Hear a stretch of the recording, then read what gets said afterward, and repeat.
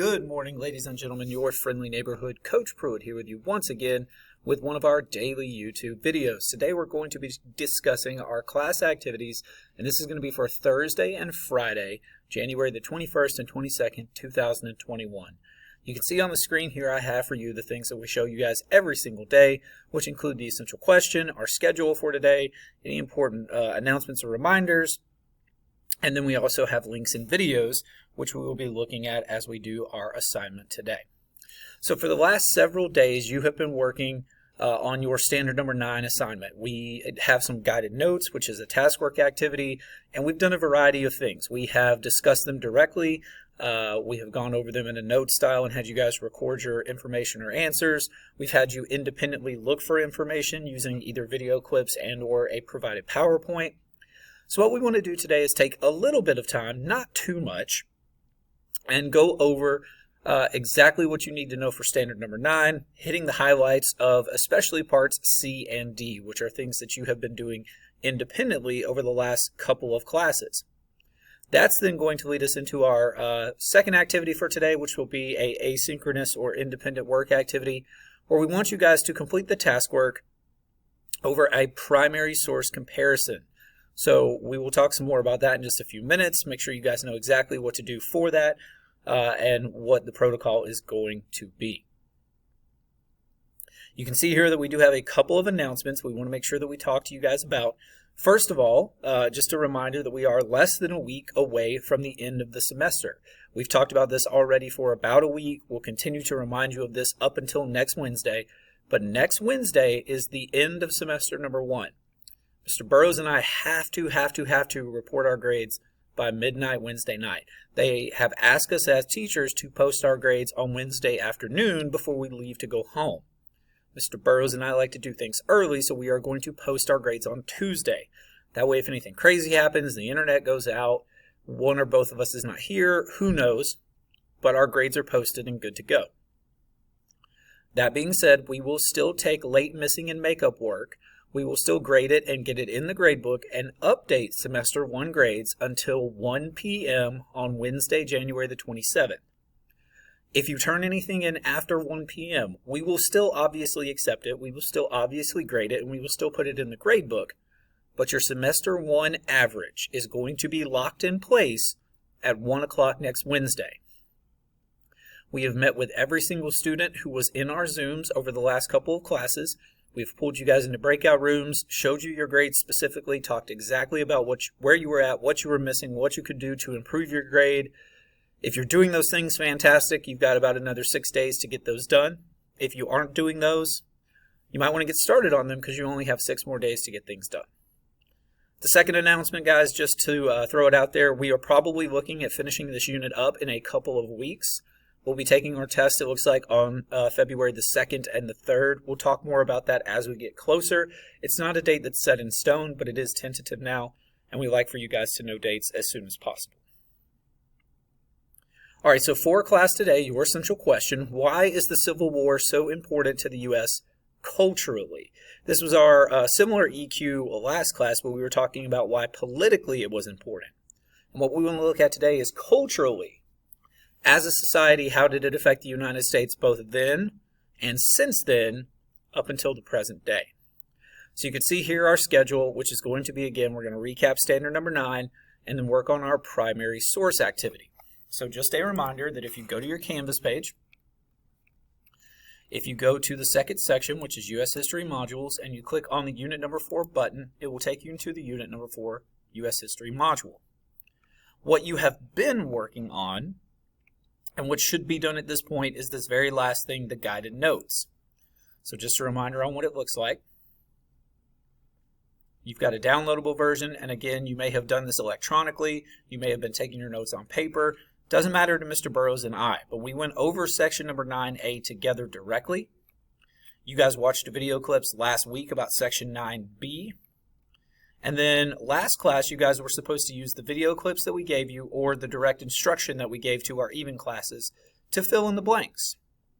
For section number 9C here, about important people, and then also get some information very quickly, very general information. You can see that we have given you the most important stuff here about battles.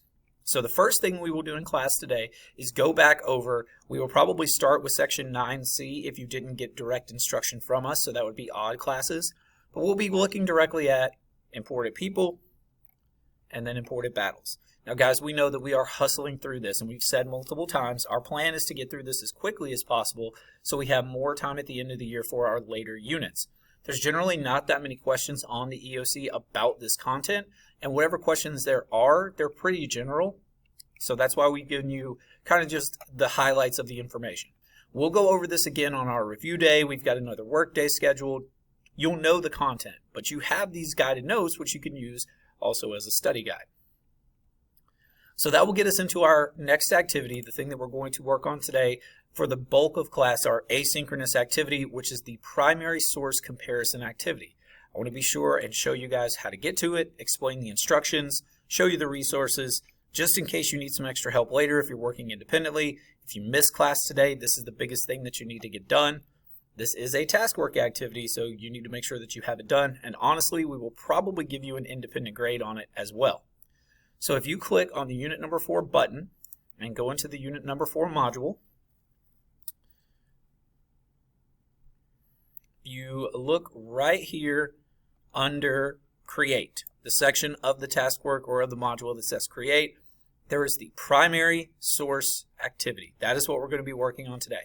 So if you click here on the primary source activity, just like it always does, it's going to give you here some instructions, and it's going to give you an example. Now, there is no electronic version to download, guys, because you can set this up basically however you want. I have an example. You can use that example to kind of set it up.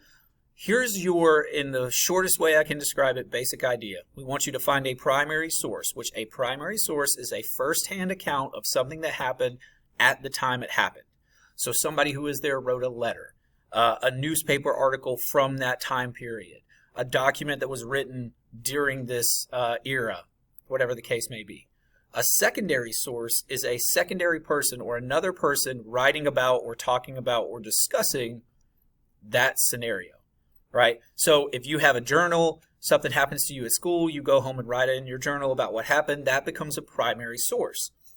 If, you tweet out about something that happened, and then somebody reads your tweet and then they're telling somebody about your tweet, that would be a secondary source sort of thing, okay? So primary source is coming from someone who was actually there, someone who actually saw it or actually experienced it. Secondary source is basically passing the word along.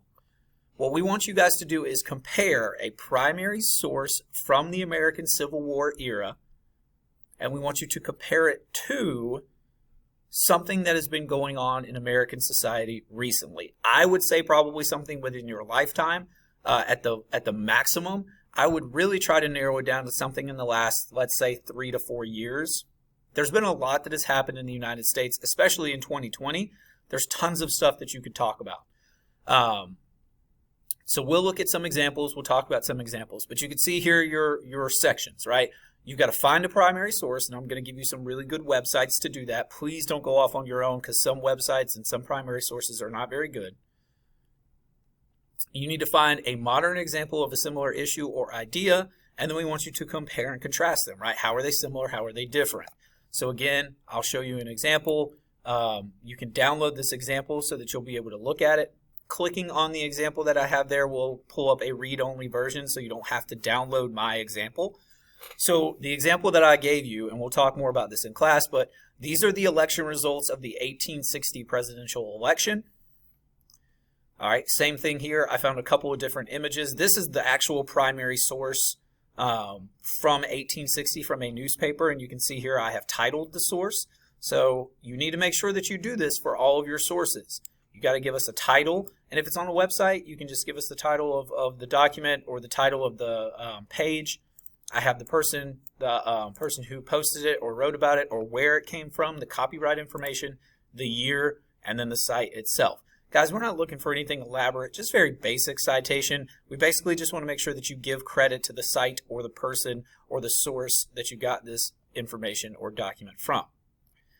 I then found a more modern version of it. So this is the Electoral College. If we colored it by today's sort of Electoral College standards, you can see this is what it looks like. And then here's my explanation where I'm saying this is what this is about. This is what this is. This is what it covers or talks about or does.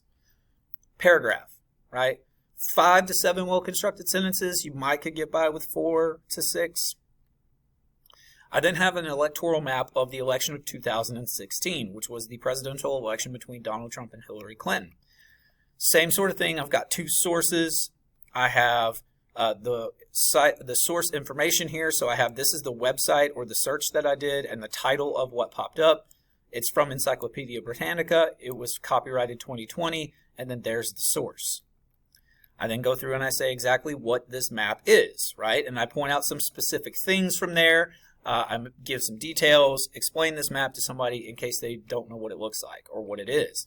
And then here's the most important part. I link them and I talk about how both of these things have commonalities, similarities, but how are they also different, right? So how is the first map of the Electoral College similar to and different from the second map? So that's the assignment for today, the asynchronous activity. Obviously, guys, will be available to answer questions. This is just a broad general overview. So if you're working later on, you'll know what to do. Okay, so let's wrap it up for today. So we are going to recap standard number 9 very quickly together and go back over your guided notes, which you guys have been working on for the last several days. We will then get into this primary source activity, and you'll have most of class to work on it. You may finish it today, you may not finish it today, just depending. Oh, I forgot to mention, I'm so sorry. These are the websites that I will be giving you in class. I'll also put them probably somewhere in the announcement section today, just in case you need them later on. But these are all 3 websites that have primary sources. They're very easy to navigate, easy to search, reputable sources, right, and good primary source documents that you could use. Do want to remind you guys as well that we have an extra credit opportunity for all of you. The deadline for this is Sunday night. That would be the 24th by midnight. But all we are asking you to do is a very simple, very straightforward extra credit opportunity. We want you to tell us about the inauguration yesterday. Or I guess I should say, depending on when you're watching this, on January 20th. There was a lot of good stuff that happened, right? We had a new president being sworn in. We had the first female vice president ever in U.S. history being sworn in. We had a minority vice president for the first time. Lots of stuff, okay? All Mr. Burrows and I are asking you to do is tell us about the inauguration. You can write about whatever you want. You can tell us about whatever things you thought were important, how you felt watching the inauguration, what you think about the future. You can compare this inauguration to other inaugurations, anything you want to do. You could talk about Joe Biden's speech. You could talk about the poem that was read yesterday, any of the songs that were sung, the ceremonial aspect of it, literally almost limitless things you could write about. All we're asking for is a paragraph for you to tell us about the inauguration in your own words, and we will get you some extra credit points. Okay? I guess I need to make sure that I put this in here that it's due, that's 124. Okay? So that's pretty much what we got going on today. We will continue this, wrap up this activity probably Monday and Tuesday of next week when we get back. And we'll start then talking about Reconstruction. And that'll be next week where we discuss what happens after the Civil War ends and how do we put the country back together. Obviously, guys, if you have stuff to turn in, any late missing or makeup work, send it to us on Remind or send it in an email and get it to us ASAP so we can get it graded. Have a great rest of your day. We love you guys, and we'll see you in class.